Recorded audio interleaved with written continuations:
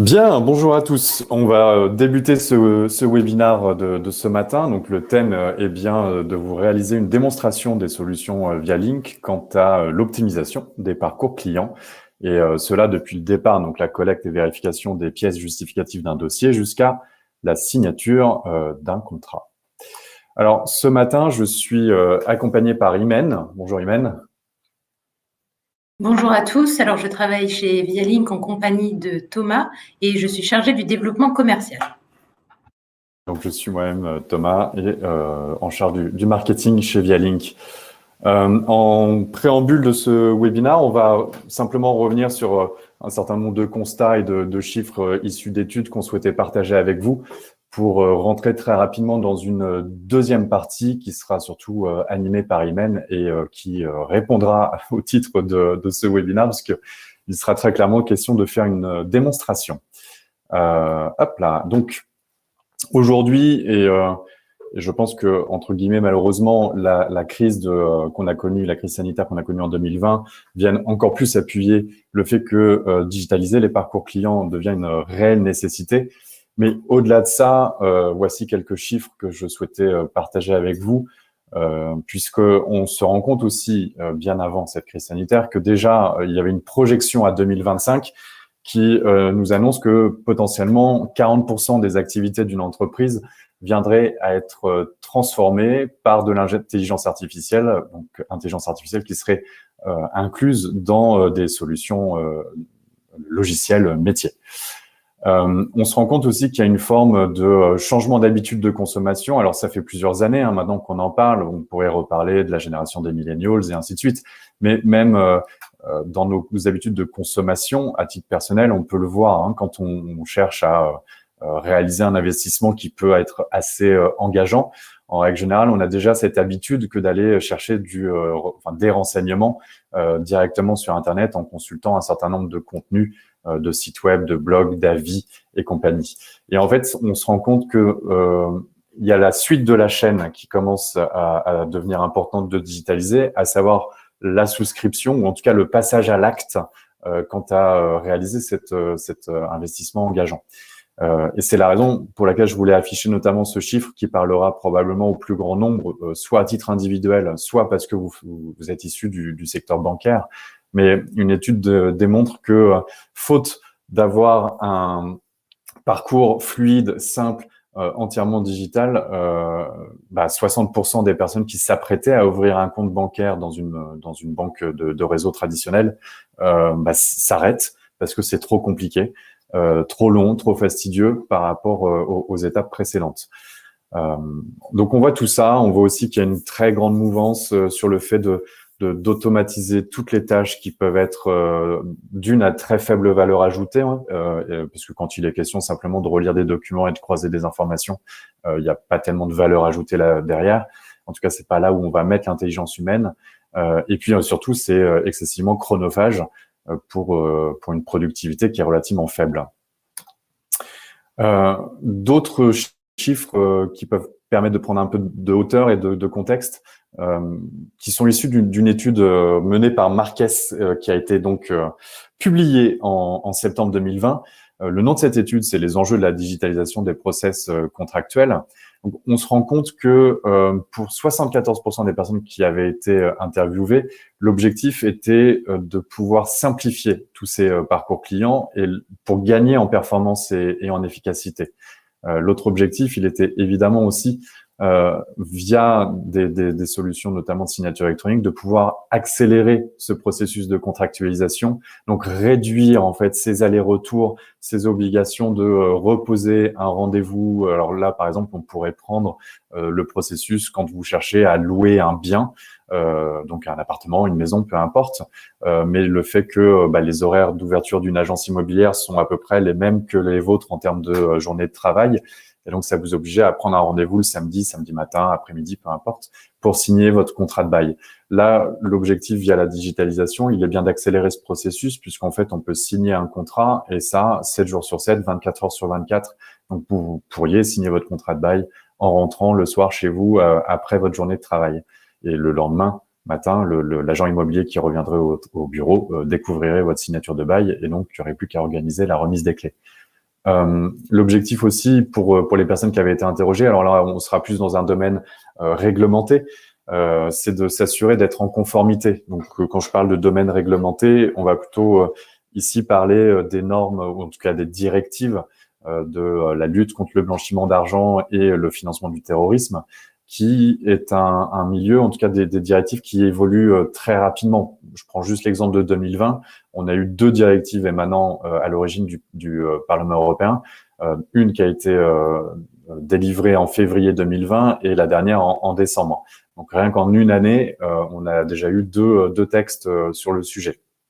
Alors même s'il est mis en application, heureusement, surtout pour celle de décembre, ce sera en juin 2021, donc ça nous laisse quand même un peu de temps pour s'y faire. Mais voilà, c'est un secteur qui évolue très rapidement. Donc l'objectif quand on digitalise cette partie-là d'onboarding client, il est bien de s'assurer d'avoir une solution qui, elle aussi, évolue aussi vite que les textes.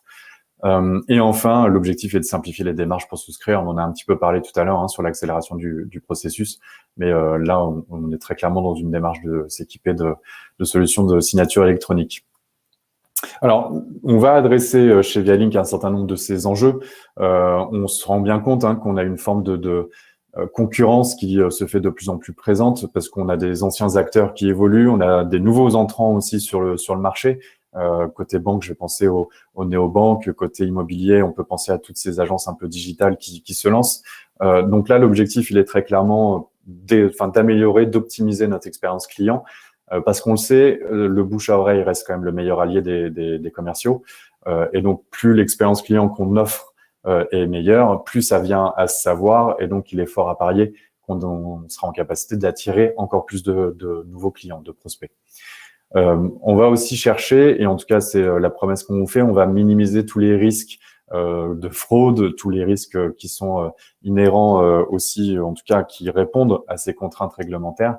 Donc tout ça est inclus, et vous allez le voir dans la démonstration, tout ça est inclus évidemment dans nos outils. Et in fine, forcément ce qu'on cherche, c'est à gagner du temps, parce qu'on va avoir un volume qui est pas forcément exponentiel, mais qui va en tout cas croître et grossir, en tout cas c'est ce qu'on espère. Et donc, il est question d'améliorer, d'augmenter notre productivité. Et ça, encore une fois, c'est quelque chose que vous allez pouvoir toucher du doigt au travers de la démonstration qu'Imen va réaliser. Alors, avec Imen, en préparation de ce webinaire, on a voulu illustrer un peu différents types de parcours qui peuvent aujourd'hui être digitalisés, ou en tout cas qu'on digitalise pour certains de nos clients. L'idée, c'est que cette slide est éventuellement pas exhaustive. On peut travailler sur d'autres choses, mais là, au moins, on a des illustrations clients qu'on peut partager avec vous. J'imagine que le temps que je dise un petit peu tout ça, vous avez eu, vous, le temps de lire ces différents parcours, donc on va pas forcément les reprendre un à un. L'objectif, par contre, il est aussi de vous dire qu'on a fait un choix avec Imen pour cette démonstration, et le choix se porte sur le fait de vous présenter la digitalisation d'une ouverture de compte digital. Donc choisir, c'est forcément laisser aussi de côté un certain nombre d'autres choses. Donc ça vous demandera peut-être, en fonction de votre secteur d'activité, de vous projeter un peu plus. En tout cas, sachez que si c'était le cas, on aurait grand plaisir avec Imen à revenir vers vous pour vous présenter quelque chose de plus spécifique à votre secteur d'activité. Donc ce ne sera pas perdu pour vous, vous inquiétez pas, on revient et on fera quelque chose de plus spécifique. Et en one-one en plus. Donc le moment, je vais bientôt m'arrêter de parler parce que je sais que c'est le moment que vous attendez tous, la démonstration de nos produits. On va, du coup, Imen va prendre d'abord une sorte de casquette de la cliente qui cherche à ouvrir son compte. Elle va vous montrer comment elle peut charger très aisément l'ensemble de ces documents. Rappelez-vous de ces 60% de personnes qui arrêtent l'ouverture de compte parce que c'est trop compliqué. Là, visiblement, avec le retour de nos clients, en tout cas, le parcours qui est proposé fonctionne. C'est quand même la bonne nouvelle. Si jamais il y a une pièce, et a priori volontairement dans le jeu de démo, il y aura une pièce qui ne correspond pas exactement à ce qui a été demandé, vous verrez la notification en temps réel. Et encore une fois, cette volonté d'arrêter tous ces temps de latence où on va juste attendre d'étudier le dossier, se rendre compte qu'il y a une pièce qui est pas bonne côté conseiller bancaire pour envoyer un mail ou appeler notre client qui, lui, va ensuite avoir besoin de temps pour pouvoir retrouver la bonne pièce, la recharger, enfin pas la charger d'ailleurs, mais la porter en agence et ainsi de suite. Donc là, en notifiant en temps réel, vous allez voir que du coup, c'est assez performant pour obtenir des dossiers complets immédiatement. Vous allez voir aussi que le dossier est vérifié de façon automatique en un temps assez record, puisqu'on va parler d'une dizaine de secondes. Et ensuite, le dossier est envoyé à la banque directement. Imen, je vais te laisser prendre la main et puis je vais m'arrêter là, moi. Alors, normalement, ça devrait être bon. À toi de me dire si tu arrives à partager.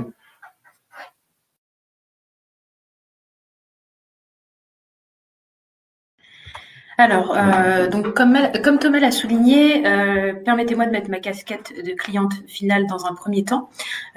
Notez bien également que l'interface que je vais vous présenter est qu'une simple mise en musique de notre API, mais c'est pas le front final que l'on propose. Alors, à la première étape, on me demande donc d'uploader mes pièces justificatives. Je clique au milieu et je sélectionne l'ensemble de mes pièces. Je peux également les faire glisser en faisant un drag and drop. À droite, on voit quelque chose de très intéressant. Donc, il s'agit de la reconnaissance automatique des documents afin d'éviter donc les erreurs de typage. Je pense par exemple à uploader dans la partie RIB un justificatif de domicile. En cliquant sur l'étape suivante, donc là, les contrôles commencent déjà à être effectués. Donc, on a plus de 300 points de contrôle, à la fois unitaires, croisés et souscripteurs. J'entends par là des appels à des bases de données. Alors, est-ce que tu peux préciser éventuellement quelle base de données, Imen, on va appeler? Tout à fait. Alors, il y a de nombreuses bases de données, comme des listes de sanctions financières. Je pense à l'UE, l'ONU, l'OFAC, le gel des avoirs, les personnes politiquement exposées, Infogreffe et bien d'autres. Ici, donc, on voit qu'il y a un premier retour qui a été fait, qui concerne le justificatif de domicile, qui date de plus de 3 mois. Corinne Berthier étant le jeu que j'ai utilisé et étant très connu des éditeurs, forcément, c'est un jeu factice. Donc, le retour est pertinent. Il permet également à l'utilisateur de faire du self-care et de vous donner le dossier le plus complet possible et également éviter donc les différents temps de latence et multiples allers-retours donc entre lui et le back-office. Dans le cadre de la démo, évidemment, je peux aller à l'étape suivante.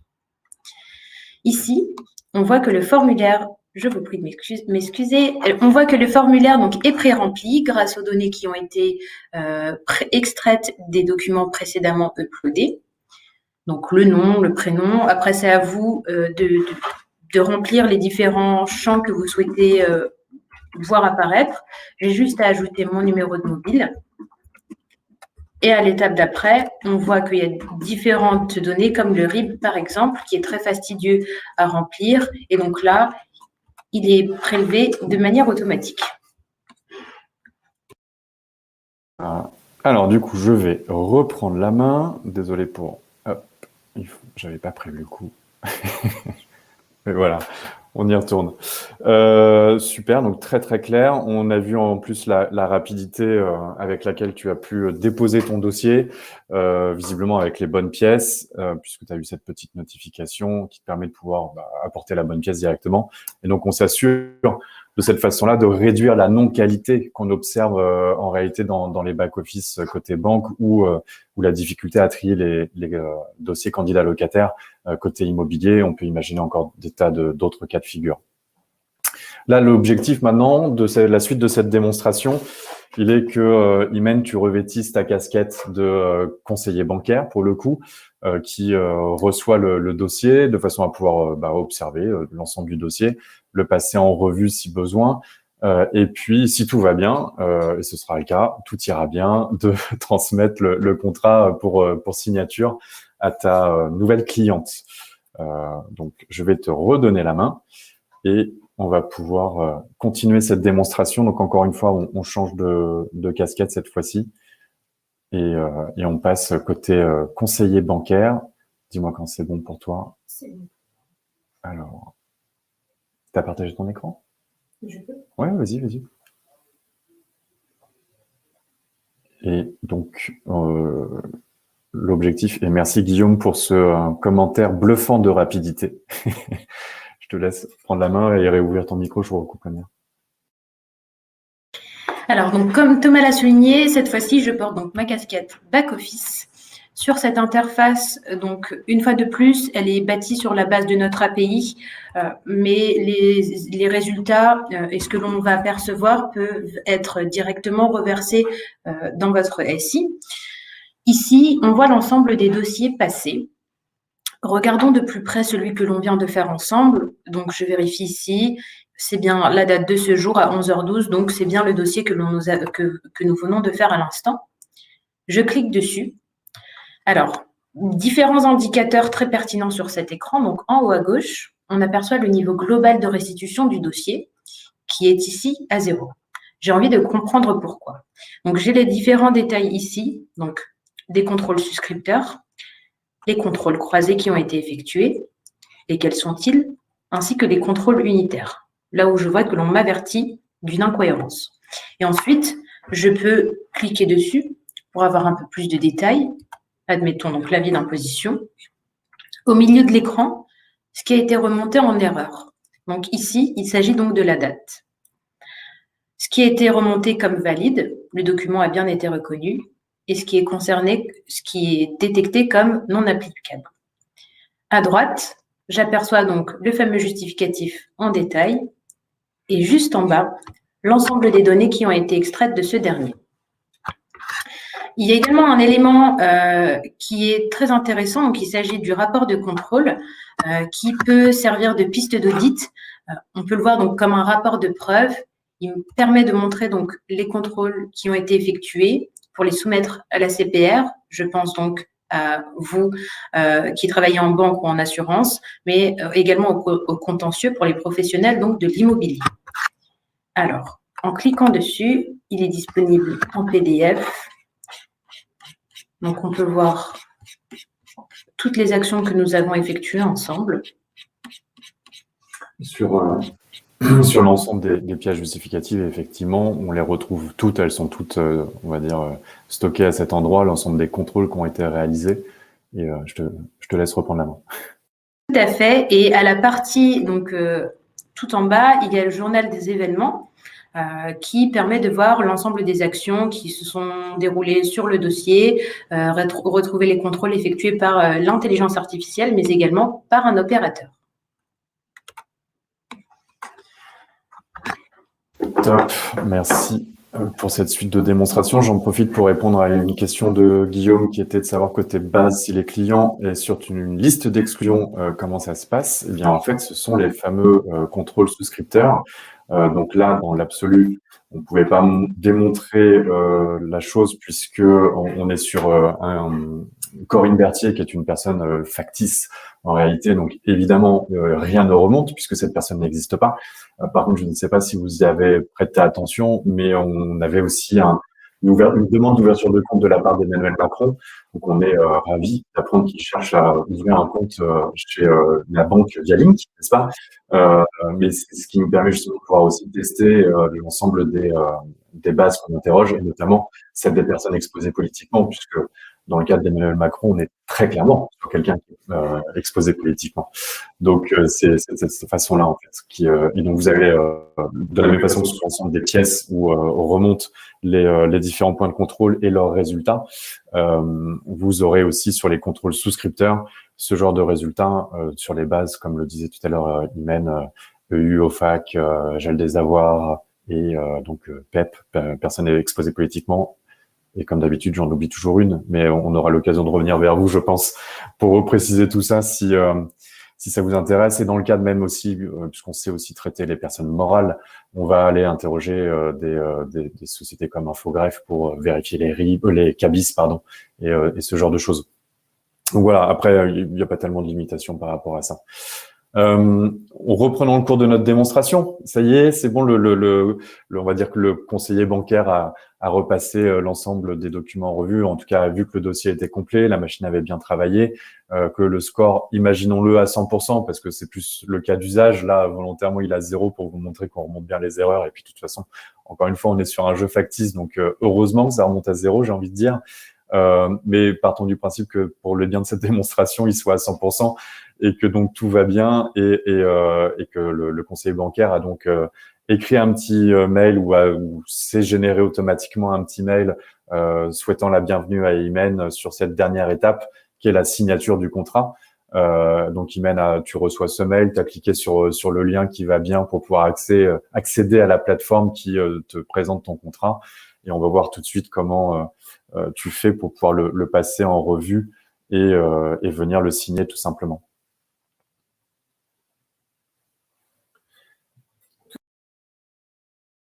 Côté client. Parfait, c'est bon. On peut voir donc mon contrat.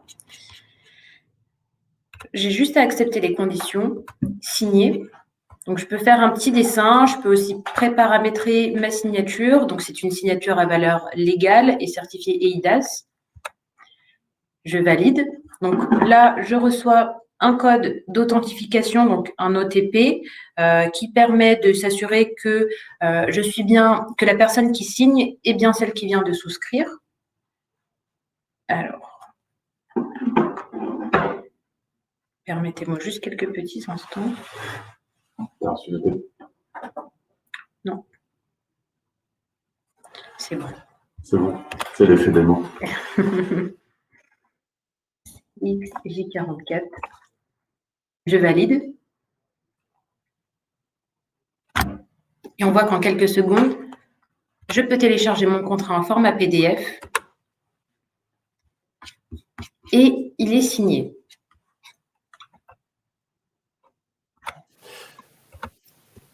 Top.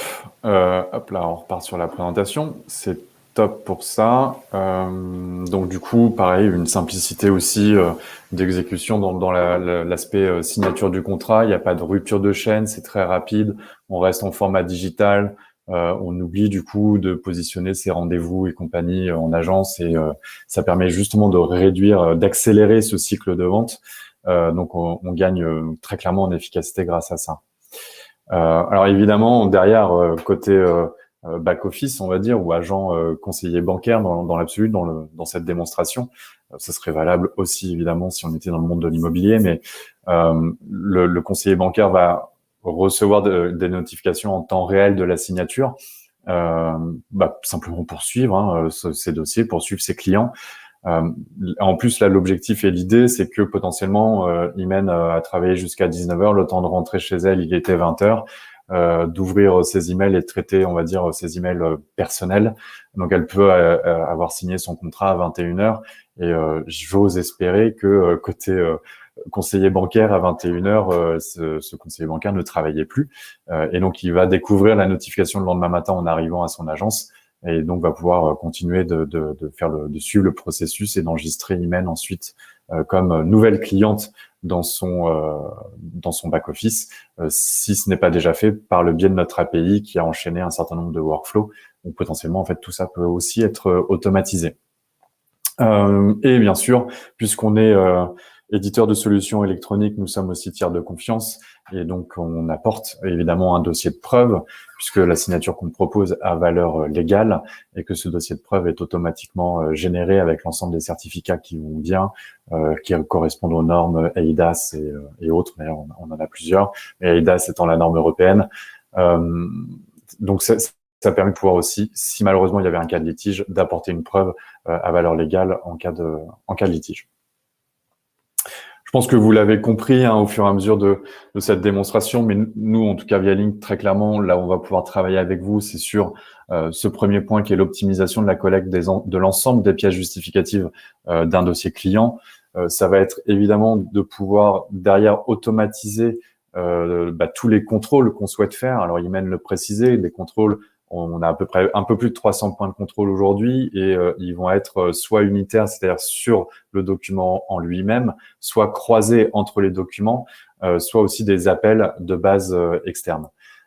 Tout ça dans un objectif de minimiser les cas de fraude possibles et potentiels et de deux, de répondre à l'ensemble des réglementations qui s'imposent à ce type d'onboarding client. Et enfin, l'objectif est d'éviter toute rupture de chaîne, puisque on le sait, et je pense que j'ai déjà dit pour ceux qui sont déjà connectés sur nos webinaires précédents, mais on mesure la force d'une chaîne à son maillon le plus faible. Donc, faisons en sorte que l'ensemble de la chaîne soit bien digital et automatique, de façon à ce qu'on ait réellement tout l'ensemble des gains escomptés. Donc, la signature électronique viendra conclure cette chaîne-là, en tout cas par un accès H24, 7 sur 7 au contrat pour signature. Alors ça, cette petite frise, elle est là plutôt pour vous partager un nombre de gains métiers qu'on observe chez nos clients. Si on souhaite regarder les 70% de gains de temps de traitement par dossier, là, on est très clairement sur un cas c'est chez Capital Finance, où avant la mise en place de notre solution, l'étude d'un dossier en back-office prenait 2h20 par dossier. On a réussi du coup à réduire ce temps à 30 minutes, donc un gain effectif de 1h50 par dossier, d'où les 70% de gains, puisqu'en fait, on a automatisé une énorme partie du traitement. Il leur reste une trentaine de minutes pour des contrôles très spécifiques et particuliers à leur propre processus en interne. Ce qu'on voit, in fine, c'est qu'on a une conversion client qui augmente très fortement, puisqu'il y a 45% de plus en règle générale. C'est un peu plus vrai dans le monde de l'immobilier que dans le monde bancaire, mais c'est des choses qu'on observe tout de même. Et du coup, une efficacité commerciale qui va venir doubler. Alors, vous l'avez vu, et encore une fois, il y avait la remarque de Guillaume dans le chat, donc merci pour ça. Mais effectivement, le temps de contrôle de cet ensemble de documents, on n'a pas compté. On aurait pu lancer un chrono, mais il est un petit peu inférieur à 10 secondes. C'est ce qu'on observe chez nos clients. 10-15 secondes, tout dépendra aussi de la structure informatique que vous avez, du nombre de pare-feux et ainsi de suite que vous pouvez avoir. Mais grosso modo, c'est vraiment ce qu'on remarque. Et chez un client qui réalisait qui réalisent toujours d'ailleurs des enquêtes de satisfaction, auprès de leurs propres clients, pardon, ce qu'on remarque, c'est que il y a un avant et un après la mise en place de l'outil, et le après, on note une très forte croissance de la satisfaction client, puisqu'on a réussi à simplifier l'ensemble des processus, donc une explosion de plus 30% de la satisfaction de leurs propres clients. Ça, c'est aussi vrai quand on est sur des cas de remédiation, par exemple, de mise à jour des données clients, qui est une obligation dans le domaine bancaire et assurantiel. Donc, voilà, on sait faire ce genre de choses de façon digitale, sans avoir à repositionner des rendez-vous, sans avoir à s'embêter à envoyer par courrier des pièces justificatives ou à devoir le faire par email. Immédiatement, c'est fait, c'est traité, et surtout vos clients sont notifiés immédiatement de la mise à jour de leur dossier. On arrive à la fin de ce webinaire. On va réussir à tenir le timing qu'on avait imposé. On se permet juste de faire une petite page de publicité qui aura un double mérite. Le premier, c'est quand même qu'on se présente et qu'on vous dise un peu qui on est. Mais surtout, ce deuxième mérite qui est, on va pas tarder à arriver à cette fameuse phase des questions-réponses. Donc, prenez aussi ce temps pour pouvoir rédiger vos questions dans le chat. Il y a deux petits endroits, on regardera les deux, donc vous embêtez pas, il y a chat et questions. Posez-les là où ça vous semble le plus simple, et on y répondra tout de suite après. Alors, Vialink, véritablement en quelques mots. Alors très clairement, on est éditeur de solutions logicielles. On est, si je veux vulgariser la chose, on est fournisseur de technologie. On est très orienté RegTech, donc tous les logiciels qui tournent autour de la réglementation. Et quand on dit qu'on met l'innovation, que l'innovation est au cœur de notre ADN, je vais simplement vous donner un chiffre, c'est que 50% de notre masse salariale est dédiée à la recherche et développement. Donc, on a une équipe recherche et développement qui représente 50% des salariés, très clairement. On est donc positionné en tant qu'éditeur de solutions, je viens de vous le dire, mais en plus, on est sur des solutions qui fonctionnent en mode SaaS. On est, je vous l'ai dit précédemment, tiers de confiance, et ça, c'est une obligation quand on est éditeur d'une solution de solution de signature électronique, pardon. Donc voilà, et on compte aujourd'hui, et ça je pense que pareil vous avez eu le temps de le lire avant que je vous le dise, mais voilà, on compte aujourd'hui un peu plus de 200 clients. On observe une croissance de notre chiffre d'affaires à plus 27% sur l'année 2020 versus 2019. On réalise aujourd'hui un peu plus de 10 millions de contrôles pour nos clients et 3,5 millions de signatures électroniques. Alors, évidemment, on cherche à se faire connaître et surtout des gens comme Capgemini viennent nous voir et nous auditer entre guillemets. Et c'est ce qui nous a permis d'obtenir ce label pour passer du statut de startup à scale-up, par exemple. Mais bon, je pense que pareil, vous avez eu le temps de les lire. Mais concrètement, pour moi, la slide, en tout cas, la vraie reconnaissance, elle se positionne ici, c'est-à-dire l'ensemble des clients. Alors évidemment, cette liste n'est pas exhaustive, mais assez bien représentative des différents secteurs d'activité auxquels on rend service et pour lesquels on fait différentes choses. On peut prendre l'exemple, par exemple, de la BRED et du groupe BPCE, pour qui on a digitalisé l'ensemble des parcours d'entrée en relation, donc dans le cadre d'ouverture de compte. Donc l'ensemble des agences aujourd'hui partout en France, BRED, donc Banque Populaire, pardon, et Caisse d'épargne sont équipées de notre solution et la solution y est déployée. Et le prêt, pour le coup, qui est un peu différent, parce que là, on est sur du courtage en prêt immobilier, mais sur une société qui ne fonctionne que de façon digitale. Donc là, l'ensemble des courtiers travaillant chez HelloPrêt ont accès à notre solution de façon à préparer les dossiers en faisant déjà une première passe KYC sur l'ensemble des dossiers de leurs clients qu'ils vont ensuite adresser aux banques. Et ça leur permet de cette façon-là, notamment, d'une part, de gagner du temps, ça c'est une certitude, mais d'autre part, de gagner en bonne réputation auprès de leurs partenaires bancaires. Et donc, ils sont aujourd'hui l'acteur courtier prêt-immo digital ayant le plus de partenaires bancaires sur ce marché-là. On peut parler de Zoloc, qui est une PropTech et qui va aider les petites agences immobilières via leur solution où ils intègrent la nôtre sur tout ce qui est gestion locative. Only One est une néobanque qui est sur le point de se lancer d'ailleurs. Donc pareil, on est plutôt sur un système bancaire, ouverture de compte, mais pour le coup exclusivement digital. Citia, on est plutôt sur un cas d'usage gestion locative où l'ensemble des agences Citia est équipé aussi et va accélérer tout ce parcours candidat locataire à proprement parler. Voilà, Perial, Capital Finance. Enfin, on pourrait en parler des heures parce que 200 clients, la liste est un peu longue, mais mais on aura plaisir en tout cas à vous présenter les clients qui correspondent le plus et le mieux à votre propre secteur d'activité et à votre cas d'usage. Donc moi, j'en ai fini sur les slides. On va maintenant prendre l'ensemble de vos questions. J'en vois quelques-unes et j'en avais noté une notamment qui était alors quelle est la qualité minimale maximale des documents qu'on peut uploader? Alors là évidemment, Walter, pour répondre à votre question, il est évident que il faut forcément que les documents soient d'une certaine qualité. Maintenant, j'ai pas tellement d'unités de mesure par rapport à ça, donc je sais pas exactement répondre à cette question. Mais l'objectif, effectivement, est d'avoir des documents qui soient quand même lisibles. Donc, maintenant, on fait travailler notre intelligence artificielle et nos algorithmes. On les entraîne à pouvoir lire de plus en plus des documents qui sont de moins bonne qualité, puisque l'objectif est bien de venir fluidifier tout ce trafic. Donc, effectivement, on peut se retrouver face à des documents qui sont une photocopie de photocopie qui ont été scannés, et auquel cas on travaille là-dessus. Une autre question sur toujours de Walter d'ailleurs, qui est qui décide du score pour valider le dossier? Conseillez-vous vos clients sur la définition du score? Tu voulais y répondre ou ouais? Oui, complètement. Je voulais répondre à ces deux questions quant au score et aux contrôles qui sont définis, car elles se rejoignent. Finalement, on n'en a pas parlé là. On pourra en échanger plus amplement à ce sujet, mais c'est à vous de définir vos propres contrôles. Effectivement, vous êtes accompagné par notre équipe, comme l'a souligné Thomas, et c'est à vous de définir les points que vous jugez bloquants ou non, les points sur lesquels vous serez intransigeant, et les bases de données auxquelles vous souhaitez faire appel.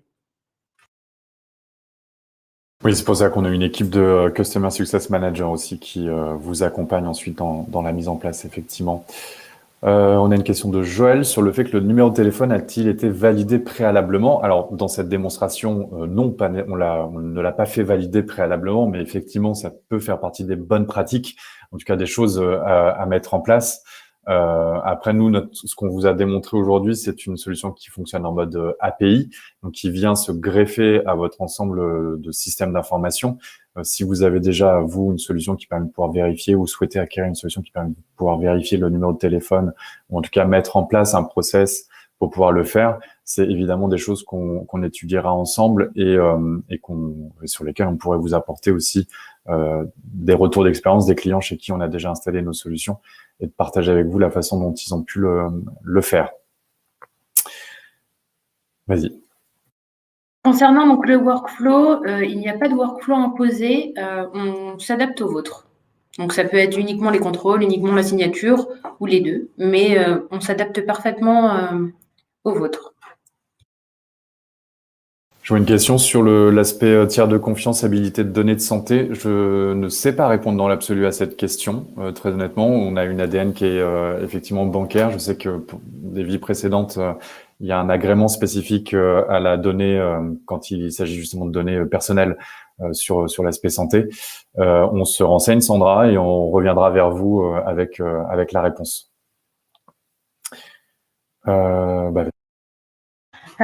Au sujet de notre solution de signature, alors effectivement, nous sommes éditeurs de notre propre solution. Nous n'intégrons pas de partenaires, il s'agit vraiment de notre solution développée en interne. Je vois la question aussi d'Amaury demandant si notre solution est adaptable pour tout type d'entreprise ou uniquement banque immobilier. Alors c'est vrai que dans les exemples qu'on a pris, on a beaucoup parlé, alors très clairement de banque parce que là la démonstration était orientée ouverture de compte, immobilier parce que c'est un secteur que je connais assez bien, donc je tentais de l'illustrer et je sais qu'une partie de l'audience fait partie de ce secteur d'activité. Mais non, on a aussi ouvert, on travaille aussi avec d'autres secteurs. Alors bon, je peux vous citer l'assurance, mais on va quand même se rapprocher pas mal de la banque. Mais on peut travailler avec des secteurs aussi comme l'intérim, qui va gérer les dossiers candidats intérimaires pour le coup. Et comme on va demander des pièces qui sont quand même très très proches aussi de l'ouverture de compte, puisqu'on parle de la CNI, donc la carte nationale d'identité, ou le passeport, ou le titre de séjour. C'est des choses qu'on sait faire. On demande le justificatif de domicile, comme quand on fait une ouverture de compte en banque. Donc on sait faire. On va demander, en fait, un certain nombre de pièces qu'on sait déjà lire, que notre algorithme sait déjà repérer, enfin reconnaître, classer et lire à l'intérieur pour pouvoir extraire tout ça. Et donc, on sait par exemple travailler avec ce type de secteur. On travaille avec ce type de secteur même. Après, à Maurice, si vous avez un secteur particulier en tête, on peut étudier le cas d'usage avec vous et très clairement se poser la question de savoir si ce cas d'usage est proche de quelque chose qu'on a déjà fait, pas forcément dans le secteur que vous souhaitez adresser, mais dans d'autres secteurs. Et oui, les secteurs, les clients peuvent donc être des entreprises, effectivement. Alors nous, on travaille en B2B de façon très très claire. On travaille avec l'ensemble des logos que j'ai pu vous présenter tout à l'heure, mais nos clients travaillent eux-mêmes sur des cycles ou des processus qui sont soit orientés B2C, soit orientés B2B, puisqu'on est en capacité, en tout cas notre algorithme, c'est reconnaître, lire typiquement un CABIS. Et donc c'est ce genre de choses qu'on sait faire. On peut être amené à la BRED de faire des ouvertures de compte aussi bien pour des personnes physiques que pour des personnes morales. Et ce sera le même outil, c'est juste deux processus, effectivement, merci Imen, qui sont distincts quand même et qui fonctionnent parallèlement. Donc, tu as répondu à la question de Maria, effectivement. La conservation des données de la part de Peggy. Alors, nous, on n'a pas vocation à conserver la donnée, c'est-à-dire qu'on est juste un tuyau par lequel passe la donnée. Et cette donnée va être étudiée dans les 10 secondes que vous avez pu observer pendant la démonstration. Ensuite, comme on fonctionne en mode API, donc comme on vient s'intégrer dans votre système d'information, la conservation de la donnée, elle vous regarde vous par rapport à vos règles et vos réglementations, RGPD et autres d'ailleurs. Donc, on sait venir dire à quel endroit la stocker ou on sait l'oublier entièrement. Donc ça fait partie des paramétrages effectivement qui sont à mettre en place et à définir au moment du lancement du projet avec nos Customer Success Managers. Amaury, je pense que nous allons vous rappeler pour cette dernière question qui est de connaître nos tarifs. En préambule, je peux vous donner au moins le business model qui est de vous dire que, étant donné que nous sommes éditeurs SaaS, en fait, nous, on n'a pas réinventé la roue, n'est-ce pas? Ça servait à rien. Donc, on a clairement une base d'abonnement mensuel par utilisateur et en fonction des briques que vous souhaitez utiliser. Et ensuite, on a un complément sur le volume de documents que vous souhaitez étudier. Et évidemment, plus le volume est important, plus les tarifs sont dégressifs. Voilà. Après, c'est des choses qui s'étudient et en fait, on a un certain nombre de questions à vous poser avant de pouvoir répondre précisément à cette partie-là, en sachant que derrière, il y a aussi une partie service mise en œuvre. Et auquel cas, soit vous êtes parfaitement autonome et la documentation de notre API vous suffit, et donc on va quand même prévoir un jour ou deux pour vous pointer du doigt les bons endroits où aller, soit vous n'êtes pas autonome ou vous n'avez pas la bande passante pour le faire, et auquel cas on est une équipe qui est dédiée à ça, et pareil, c'est des journées de service qu'on facture, évidemment. Guillaume qui nous demande si on est ouvert à plusieurs GED. On est ouvert à, encore une fois, fonctionnant en mode API, on est ouvert à votre système d'information. Donc, il suffit juste de pointer d'un endroit à un autre, la donnée, elle part de là, elle va là. Et c'est aussi simple que ça, entre guillemets. Alors, même si je suis quelqu'un du marketing, vous l'avez entendu en début du début du webinar, et je n'ai pas de technique, mais là, très clairement, l'API, c'est à vous. Donc, en fait, c'est ma question. Je vais plutôt renverser la question. C'est est-ce que votre GED est aujourd'hui suffisamment ouverte pour accepter une connexion API avec d'autres systèmes?